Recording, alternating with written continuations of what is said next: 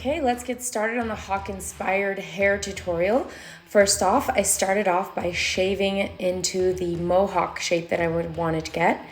And I did that on both sides. And once I was happy with how even it was on both sides, then the hair is ready to go. So I'm going to use these 3 products that are my go-to for this hairstyle. The first one is Dust It. It's a mattifying powder and texture spray. And last but not least, hard holding hairspray. So I'm going to start off with my Dust It mattifying volume powder. I'm going to slice in and I'm just going to tap it onto the root and rub it in so that I can really get it distributed evenly. And I'm just going to do that row by row from the back of the hair all the way to the front. And as it gets thicker at the front, I should have done this before, but then I did it at the front. I just sliced it so I can get thinner layers and really get that dust on there. It really creates a good grip on the hair and makes it feel like it's a little more dirty, like with product, so it makes it a lot easier for this kind of hairstyle. Then I went ahead and sprayed more of the texture spray. So now my hair is feeling really good, like it's really workable now. It's not so slippery and slide. So here is the crucial step. We are going to slice row by row the hair and we are going to back comb the crap out of it. And as you can see, because of the products that I put in, it's getting really, the back combing has a really good grip and the hair is really doing what I want it to do. So this is the part that is absolutely crucial. You want to back comb in thin slices to really get every strand of hair back combed. So as you can see, I'm doing this. And as the sections at the top get wider, I'm just going to do them thinner layers amongst the layers. So I slice one and then I will do little sections to really get each hair back combed.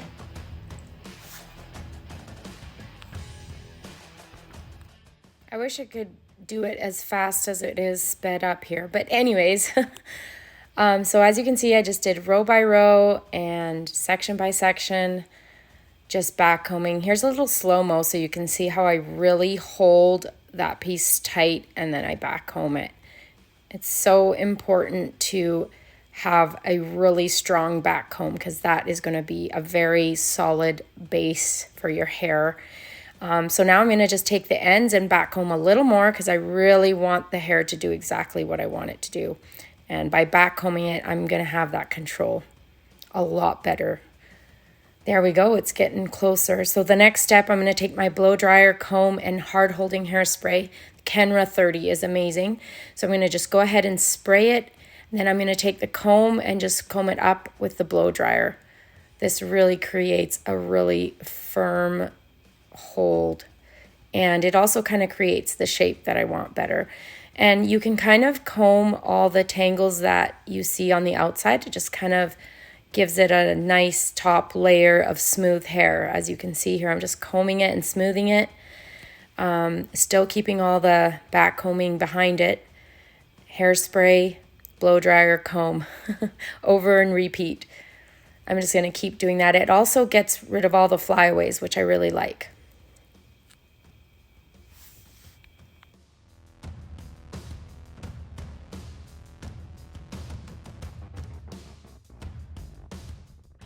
Okay, once we've done that, I'm just going to grab my mohawk and a little more hairspray and just kind of sandwich it in. We want the roots a little wider, but then at the ends of the hair, we want it a little flatter. So I'm just going to sandwich that in with my hands and hairspray. And then the fun part, we're going to start with the hair peaks or the cones or whatever, the pointy parts of the hair, whatever you want to call it.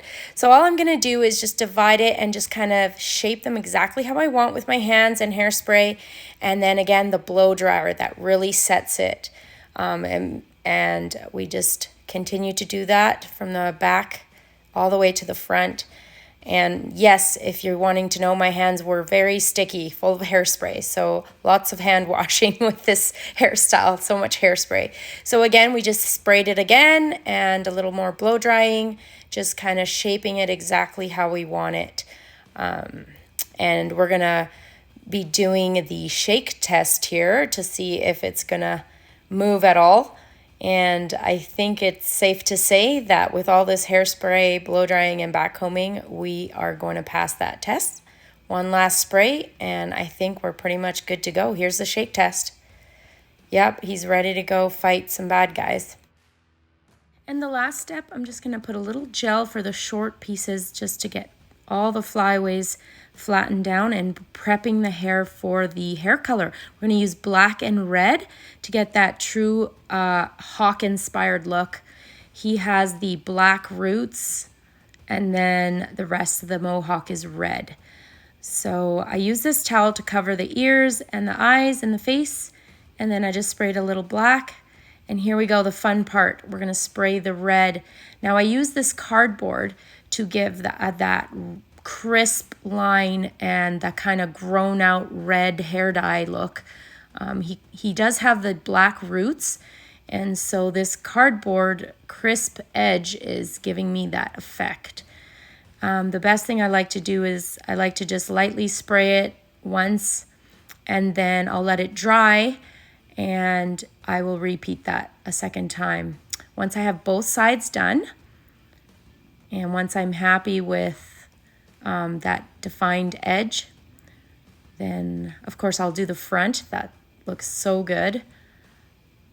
I just love how the cardboard gives that root grown out look. And as you can see, the second time I did it, it's so much redder, and then just touch up with the black roots, and voila, it is so good. The contrast between the red and black just looks so good, and I'm so happy with it.